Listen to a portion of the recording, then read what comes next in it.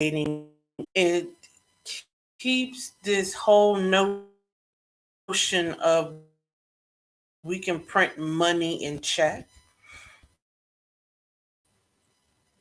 And it makes sure that whatever is done from an appropriation standpoint can be paid for a certain time frame. And if that debt ceiling is breached at any point, then everything comes to a screeching halt. Well, Congress, since they control the strings, wanted to basically waive the ceiling. They wanted to remove the cap to pass this, I believe it's $3 trillion budget. Now they thought because they got the make Restore America plan at this moment plan passed, has a huge price tag attached to it, the trillions, that they were going to get the budget pushed through as well. We have 2 days left in this fiscal year, and Republicans basically said, no, we're not budging. You're going to have to reduce the debt. We're going to have to balance this out. We're going to have to do something to make this sustainable and this show that we can pay for this. We just cannot keep printing. We cannot pay for this. And this is going to create an unstable debt load. This is not a political forum, and political comments will be deleted. But this is important from a contracting conversation because this will affect contracting priorities, one. Two, it will affect how contracts are paid. There may be some delays when it comes to which contracts will get funded first and which contracts will get funded later. Now, when government funding typically goes like this, once funds are obligated, the government is going to spend it. It takes a lot to re-obligate and push money around. So once the government obligates funds to a particular initiative, to a particular project, funds are paid. So we know that $900 billion is obligated to workforce development. Those funds are obligated, they're set aside. There have been over 400 workforce development RFPs to hit the street already. I've looked some of them up Friday, and they are very extensive. They're targeted towards people who are the ones that have come out so far that I've looked at. I haven't looked at all 400, but the ones I've looked at already are targeted towards people that are attentive, that are on because a lot of the states are pushing people off of those benefits, but they're trying to know there is shortage. This is not a political platform, so please save your political comments. So there's a huge workforce development push. There are several workforce development RFPs out on the street. As I said, the ones I pulled up over 400 of them Friday. And I know of 10 in the DC region alone. So, but back to funds, those funds are going to be spent. The argument right now is for the overarching budget for the FY 2022 year, which starts in 2 days. The Republicans want them to trim the fat, so to speak,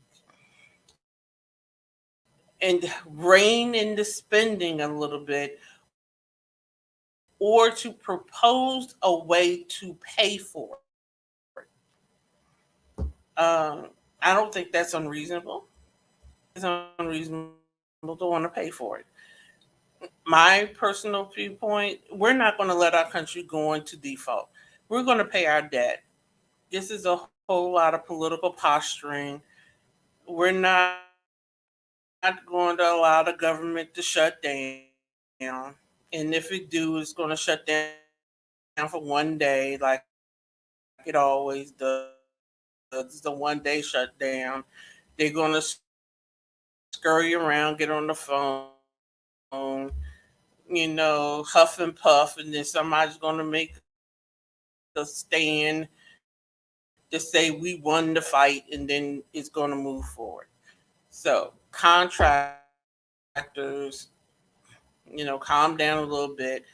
But what's important about all of this is understanding the process of how funds are obligated, of how the budget reconciliation goes, of how understanding the roles House and Senate plays, understanding negotiations and all of this, understanding that once funds are obligated, how they are spent, the priorities that are set aside, understanding that should a government shutdown occur, that there's going to be prioritization of funds. So, in the grand scheme of things, is this going to be doom and gloom and disaster? No. Our country is not going to a default over political posturing. Nobody's going to see arguably one of the greatest superpowers on the planet become a fifth world country overstanding. That's not going to happen. However, what we're going to see is a reprioritization of spending. And we will see an increase. I've been telling my platform this for a while, and I really wish you would pay attention. We will see an increase of audits because the more they say we've got to pay for this, the more they're going to look for money. And the best way to look for money is through taxes. One of the best ways, and one of the ways that they're going to find taxes is through businesses, side hustle, gigs, and freelancers who are not paying their money, their fair share of the pie. It just is what it is.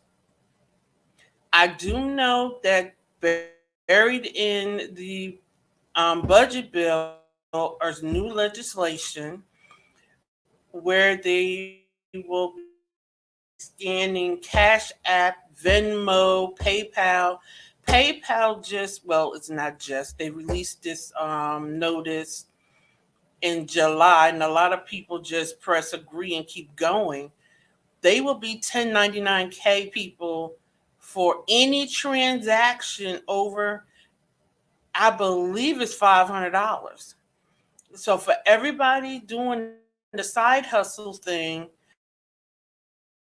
and you're bypassing taxes by not setting up a real business,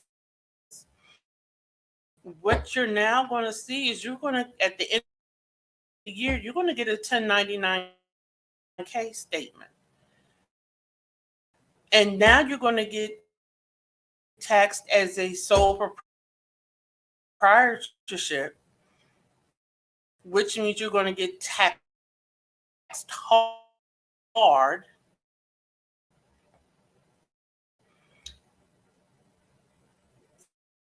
So you're still going to have to pay your taxes. And if you're not careful, you're going to get hit with a penalty from the IRS for not doing it right in the first place. So if you're in business, if you're selling on Etsy, um, if you have an eBay shop, if you're doing any of those things, I understand people did what they had to do to make it through the pandemic, and they're like, wow, I'm going to keep doing this. I so wholeheartedly suggest